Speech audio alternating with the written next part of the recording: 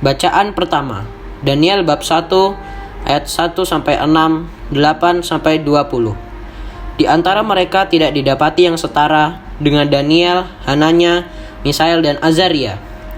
Pembacaan dari nubuat Daniel. Pada tahun ketiga pemerintahan Yoyakim, Raja Yehuda, datanglah Nebukadnezar, Raja Babel ke Yerusalem dan mengepung kota itu. Tuhan menyerahkan Yoyakim, Raja Yehuda, dan juga sebagian dari perkakas-perkakas di rumah Allah ke dalam tangan Raja Nebukadnezar. Nebukadnezar membawa semuanya itu ke tanah Sinear, ke dalam rumah dewanya, dan perkakas-perkakas itu dimasukkannya dalam perbendaharaan dewanya. Lalu Nebukadnezar bertitah kepada Aspenas, kepala istananya, untuk membawa beberapa orang muda Israel yang berasal dari keturunan raja atau dari kaum bangsawan. Pemuda-pemuda itu hendaknya tidak bercela, berperawakan baik, memahami berbagai-bagai hikmat, berpengetahuan luas, dan mempunyai pengertian tentang ilmu. Pendek kata, hendaknya orang-orang yang cakap untuk bekerja dalam istana raja. Hendaknya mereka diajar tulisan dan bahasa orang Kasdim. Dan raja menetapkan bagi mereka jatah makanan setiap hari dari santapan raja, dan jatah minuman dari anggur yang biasa diminum raja. Mereka harus dididik selama 3 tahun, dan sesudah itu mereka harus bekerja pada raja. Di antara mereka itu ada juga beberapa orang Yehuda, yakni Daniel, Hananya, Misael, dan Azaria. Tetapi Daniel bertekad untuk tidak menajiskan diri dengan santapan raja dan dengan anggur yang biasa diminum raja. Maka ia meminta kepada pemimpin pegawai istana itu supaya ia tak usah menajiskan diri.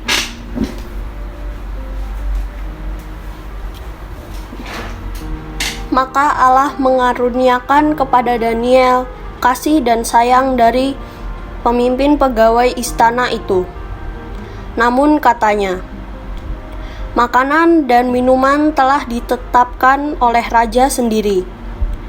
Aku takut kalau tuanku raja berpendapat bahwa kalian kelihatan kurang sehat dibandingkan dengan pemuda-pemuda lain yang sebaya dengan kalian.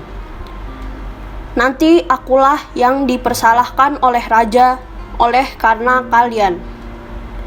Kemudian berkatalah Daniel kepada penjenang yang telah diangkat oleh pemimpin pegawai istana untuk mengawasi Daniel, Hananya, Misael, dan Azaria.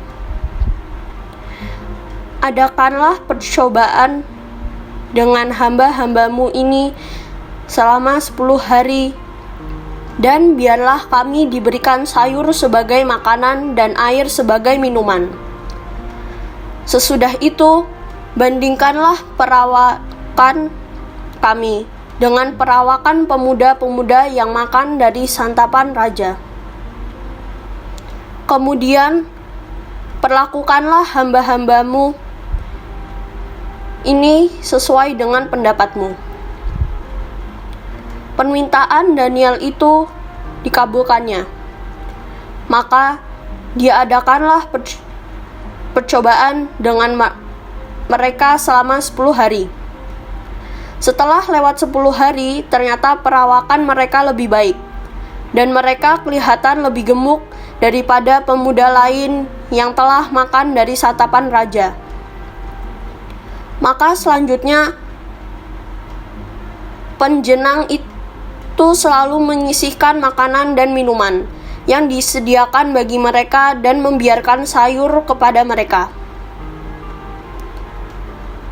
Kepada keempat pemuda itu, Allah memberikan pengetahuan dan kepandaian tentang berbagai tulisan dan hikmat. Sedang Daniel juga mempunyai pengertian tentang berbagai penglihatan dalam dan mimpi. Setelah lewat waktu yang ditempatkan raja, mereka sekalian harus dibawa menghadap. Maka dibawalah mereka oleh pemimpin pegawai istana itu menghadap Raja Nebukadnezar. Raja bercakap-cakap dengan mereka semua. Di antara mereka tidak didapati yang setara dengan Daniel, Hananya, Misael, dan Azaria.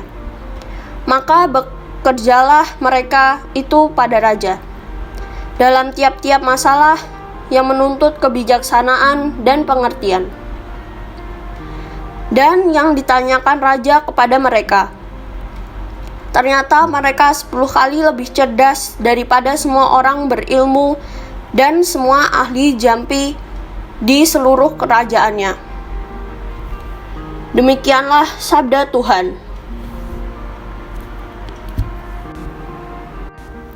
Bacaan Injil Lukas bab 21 ayat 1-4. Yesus melihat seorang janda miskin memasukkan 2 peser ke dalam peti derma. Inilah Injil Yesus Kristus menurut Lukas. Dimuliakanlah Tuhan. Di bait Allah tatkala mengangkat muka, Yesus melihat orang-orang kaya memasukkan persembahan mereka ke dalam peti persembahan. Ia melihat juga seorang janda miskin memasukkan 2 peser ke dalam peti itu.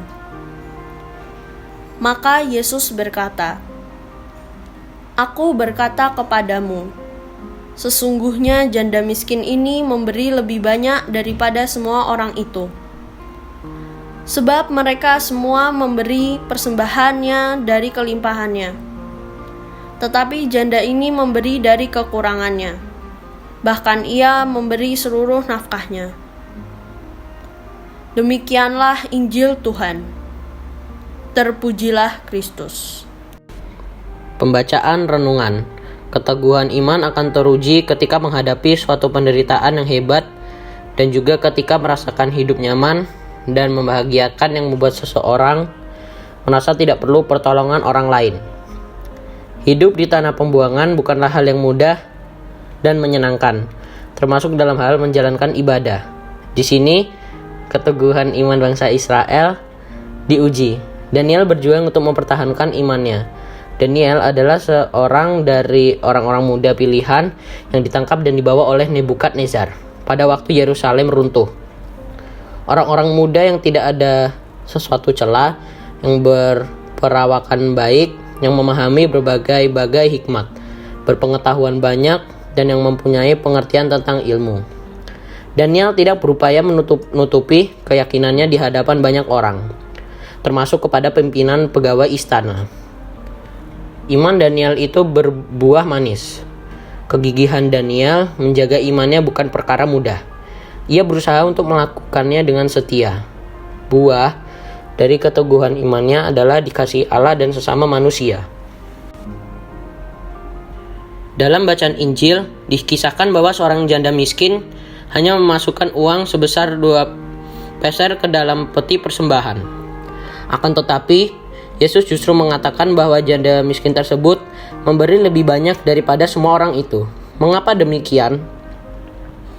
Memang Yesus sendiri sudah mengatakan alasannya, yaitu bahwa janda miskin tersebut memberi dari kekurangannya, bahkan memberi seluruh nafkahnya. Sementara orang kaya itu memberi dari kelimpahannya. Kita harus memberi persembahan kepada Tuhan dengan hati yang tulus. Memberi persembahan merupakan salah satu buah perwujudan iman, karena kita ingin melakukan sesuatu untuk Tuhan. Di tengah situasi hidup saat ini, kita semua terus berusaha dan bertekun supaya iman kita senantiasa berbuah seperti yang dialami oleh Daniel dan janda miskin itu. Ya Allah, teguhkanlah iman kami kepadamu.